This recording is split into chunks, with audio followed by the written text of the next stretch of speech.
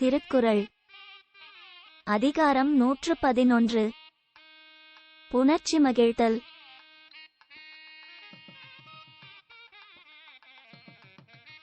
கண்டுகேட்டு உண்டியிர்த்து உற்றறியும் ஐம்புலனும் ஒன்தொடி கண்ணே உள.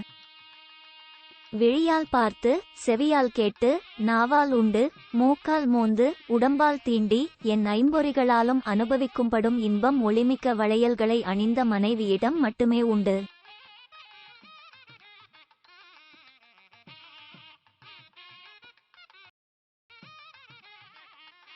பிணிக்கு மருந்து பிரமன் அணியிழை தன்னோய்க்கு தானே மருந்து.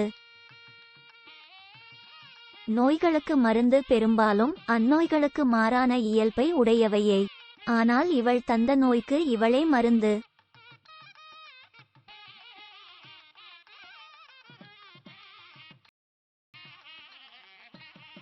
தாம்வீழ்வார் மென்றோள் துயிலின் இனிதுகொல் தாமரை கண்ணான் உலகு. தாம் விரும்பும் மனைவியின் மெல்லிய தோளை தழுவி தூங்கும் உறக்கத்தை விட தாமரை கண்ணனாகிய திருமாலின் உலகம் இனிமை ஆனதோ?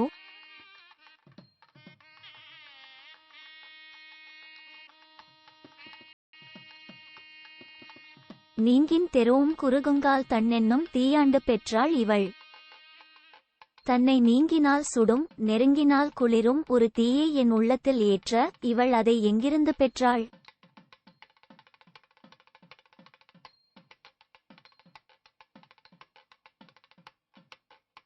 வேட்ட பொழுதின் அவையவை போலுமே தோட்டார் கதுப்பினாள் தோள்.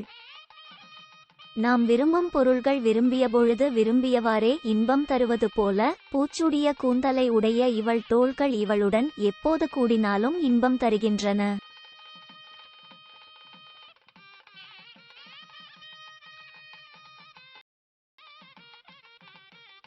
உருதோறு உயிர்த்தளிர்ப்ப தீண்டலால் பேதைக்கு அமிழ்த்தின் இயன்றன தோள்.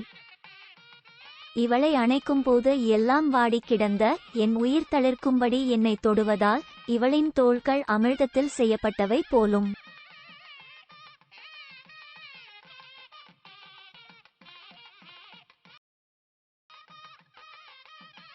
தம்மிலிருந்து தமது பாத்து உண்டற்றால் அம்மா அறிவை முயக்கு. அழகிய நிற பெண்ணாகிய என் மனைவியிடம் கூடி பெறும் சுகம் தன் சொந்த வீட்டில் இருந்து கொண்டு தன் உழைப்பில் வந்தவற்றை தனக்குரியவர்களுடன் பகிர்ந்து உண்ணவரும் சுகம் போன்றது.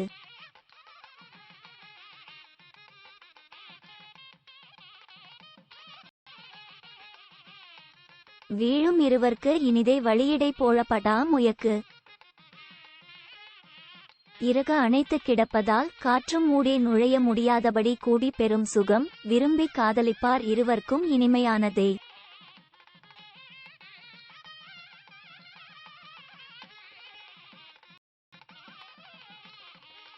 ஊடல் உணர்தல் புணர்தல் இவைகாமம் கூடியார் பெற்ற பயன். படுக்கைக்கு போகுமுன் சிறு ஊடல் செய்தல், தவறு உணர்ந்து சமாதானம் ஆதல், அதன்பின் கூடல் இவை அல்லவா திருமணம் செய்து கொண்டவர் பெற்ற பயன்கள்.